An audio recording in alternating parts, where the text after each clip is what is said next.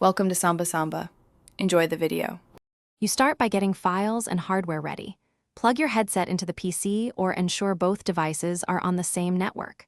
Once done, transfer the video to the headset storage or point Skybox to your DLNA/SMB server so streaming is instant.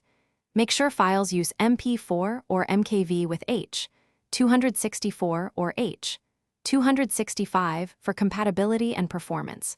While you do this, check free space and close other network-heavy apps to avoid interruptions during playback.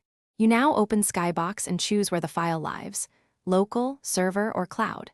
Next, pick the correct video type, 2D, 3D side-by-side, 180 or 360, monoscopic or stereoscopic, so projection matches the content.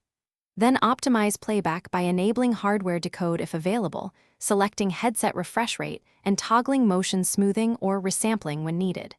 These settings reduce stutter and latency, so take a moment to test a short clip and confirm correct depth and field of view. You finish by positioning the virtual screen. Scale, move, and lock it for a comfortable viewing angle, then select audio tracks, subtitles, and output routing like Bluetooth or pass-through.